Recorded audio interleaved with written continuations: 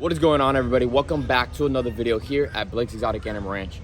I know it's been a long time that we haven't posted videos, probably about a week now, but I'll explain why in just a few minutes. So everybody on here that keeps animals, has a farm, has a ranch, anything of that sort that's been doing it for at least 3+ years, you guys know things happen every single time you wake up. You don't know what's gonna happen. You don't know what you're gonna expect the next day you wake up. You hope everything is perfect, but when you keep animals, that's never the case whatsoever. So we're literally weeks away for moving the deer, getting this whole entire new enclosure set up for the new aviary, which has been something in the works for just about a year now. There was a lot of planning, a lot of designing, a lot of things in the works, but we're just about there. But we have some issues that are going on with the other aviary that was really unexpected. The other day we had a really large donation of different types of fruits and veggies and all that stuff. So Kenya took out of her time and made little designs on every single bucket, which was pretty cool. You can see right here on the top we have oranges, blackberries, blueberries, cantaloupe, and some broccoli. Down below, I'm not too sure what we have, but I've been posting almost every day on TikTok what the buckets of cassowary food we have every single day. It's pretty cool.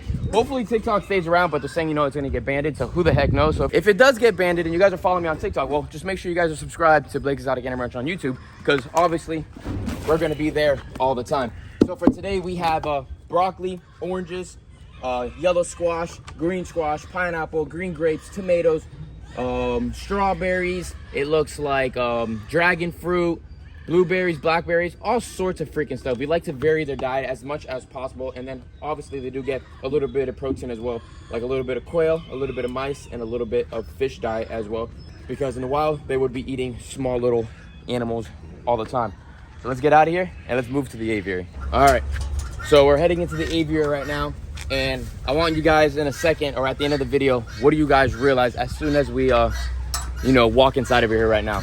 There is unfortunately something's missing inside of this aviary, and this is the first time me walking back into this aviary and seeing these animals freaking missing, which really sucks.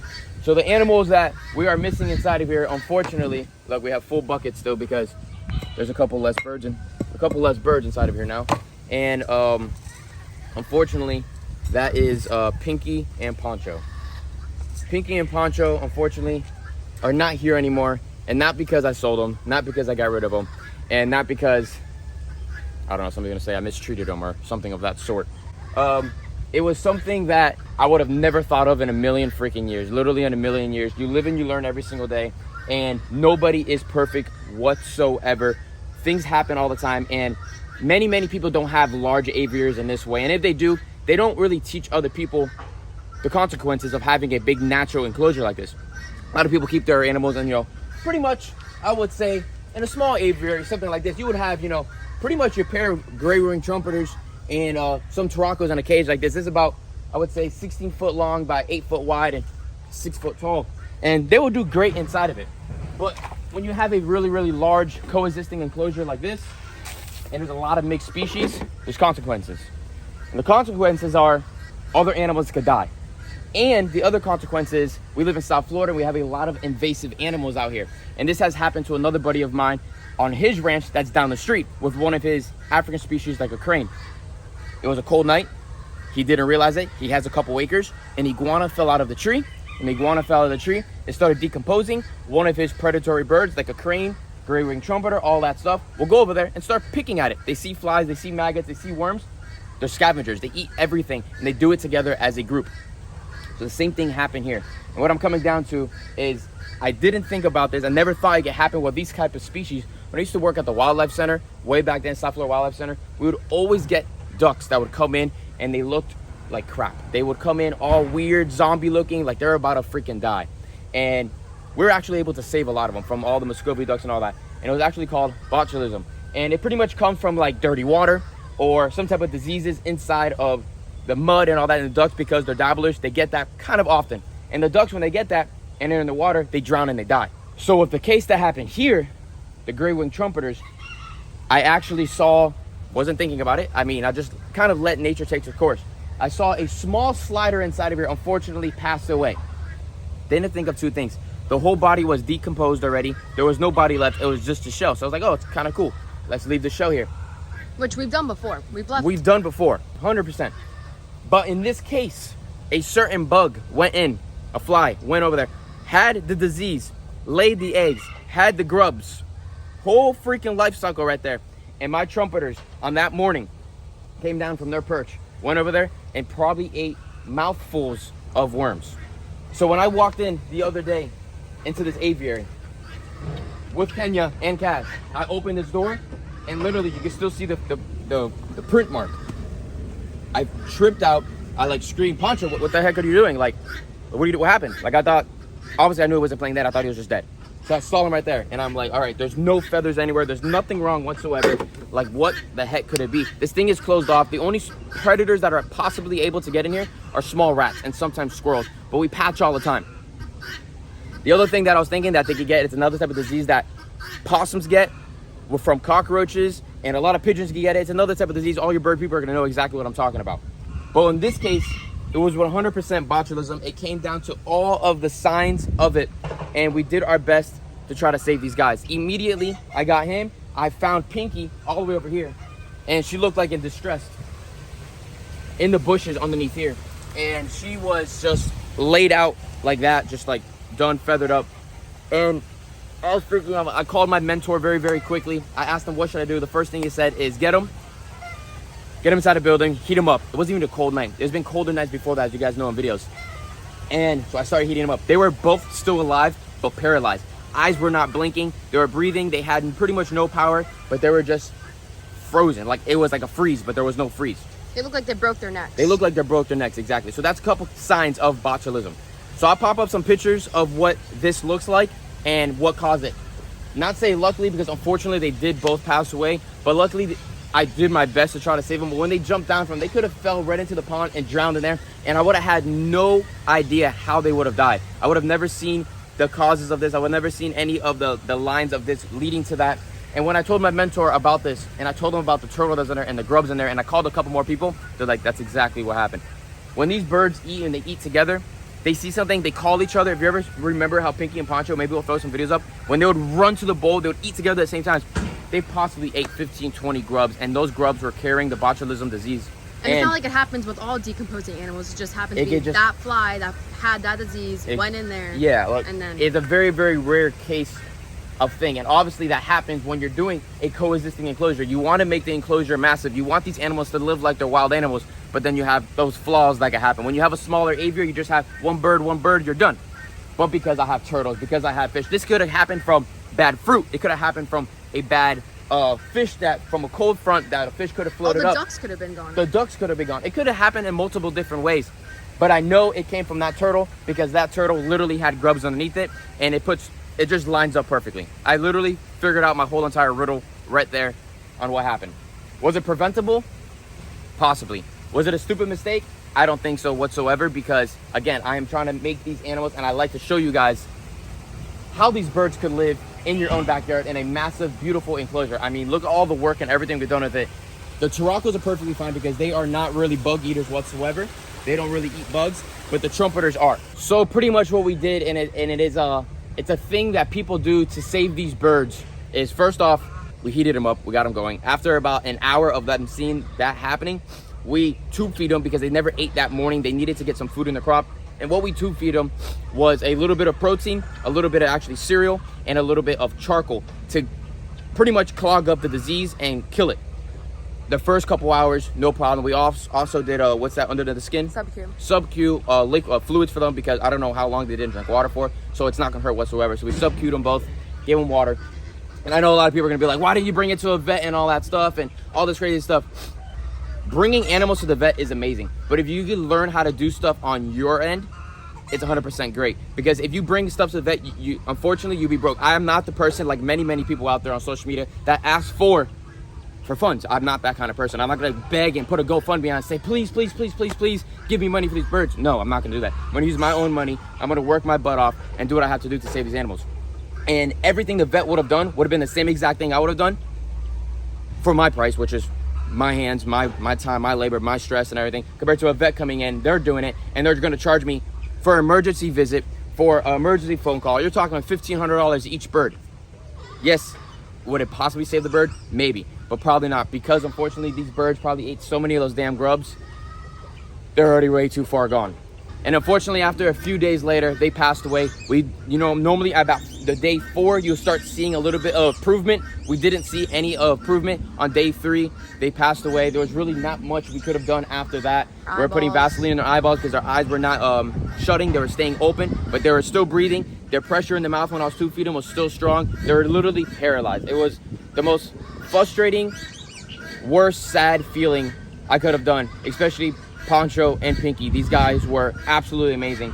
And unfortunately, it just happens that way, you guys. Sometimes the animals that you love and care for the most, something happens to them. It happens to me here on the ranch every once in a blue moon that it's an animal that I really, really, really love. And this turtle, I can have it for freaking 25 years and never touch its shell, but he's living the best life. But if I had this turtle over here and I freaking loved it, like Big G. Look at Big G. I freaking love that tortoise. And it's crazy the way the world works, you guys. It puts you over obstacles all the freaking time. Pinky and Poncho are definitely going to be a memory of this enclosure forever and ever. I am going to try to see if I get taxidermy them and keep them inside of my building. Freaking sucks, you guys. It really does suck. I'm kind of like emotionless now from just over the years of keeping animals and all of that stuff. It's just a part of growing and just having a, how do you say, like a heart but a tearless, I don't know, some type of quote. I don't know what to say, you guys. Other than that though, it was a learning curve. We learned a lot. We know a lot now. I've called people that had aviaries and they had no idea about anything of that because again, they keep them in smaller enclosures. This is a massive enclosure, guys. It's 100-foot long, coexisting with probably about 15 to 20 different species of animals. I don't know what else to say, you guys, except I keep you guys 100% up to date with as much as possible. I keep it real with you guys all day long, all the time. I appreciate all of the support. Pinky and Poncho did really limit this enclosure as well. I didn't know that species of a bird was so aggressive, and they would never let me put any new birds inside of it. So I had this massive, beautiful enclosure that I always wanted to add a few more species of birds that was on my dream list, and I couldn't do that because of those birds, which I was fine with it because they were freaking awesome. They were the show of me, of walking in here. Like, it was awesome. You sat down, they're on your shoulder. They were just really, really cool. They hated Cash. They attacked Cash all the time. But it is what it is. Cash would have grew up one day, and then it would have been fine. But I don't know what else to tell you guys other than Pinky and Poncho are unfortunately not here anymore, and it really freaking sucks. I don't know what else to really say except appreciate the support. Give this video a thumbs up, subscribe to the channel, put your post notifications on. Stay tuned for more videos here at the ranch.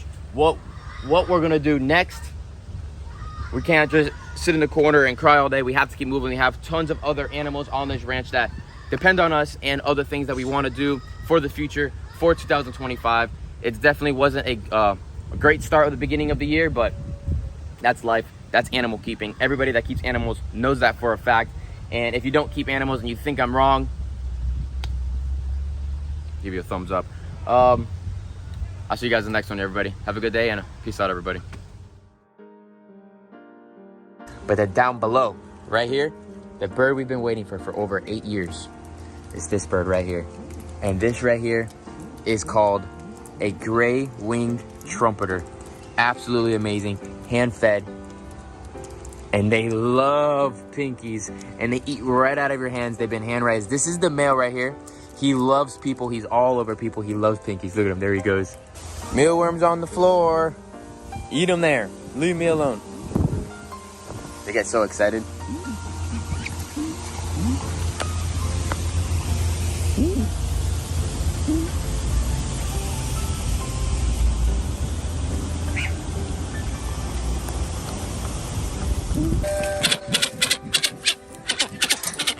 Whoa there, buddy.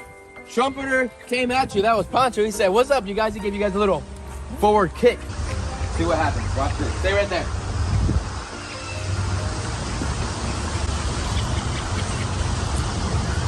You guys watching? My trumpeters follow me anywhere that I go. They're so freaking awesome. Let's see if... So, I don't know if I told you guys their names. Hopefully you guys can hear me. I'm gonna come down and tell you the names in a minute, but check them out. They're up here hanging out. Watch these guys. If we leave, they leave. They go everywhere that I go, which is really, really neat.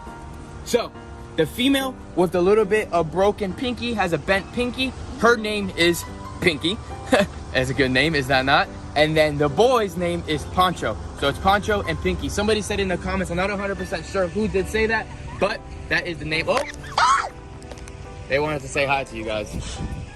Yeah, that's Poncho. Poncho is very, very, very curious and loves to say hi to everybody. We got ourselves Poncho and Pinky. Poncho, Pinky, Poncho, Pinky. Banana, banana, banana, banana, banana, banana, banana, banana. Banana, banana craziness. So these guys right here have soft build diet, all different types of stuff. They have grapes, they have blueberries. Anybody want a blueberry? Ooh, ooh, ooh, munching, munching, munching. Entering inside of the jungle. The absolute jungle inside of here. Whoa. All right, girls, here you go. Some papaya, some pears, some grapes, some banana, some soft build diet. All right, Missy. Kenya the other day was like, I think the most handful and craziest animals you have on the ranch are these guys. They're so freaking like picky, and they're not picky. They just want to be on top of you all day. Go up there. Up, up, up, child. Up to your father. Pancho, coming? Pancho, fly. Good boy.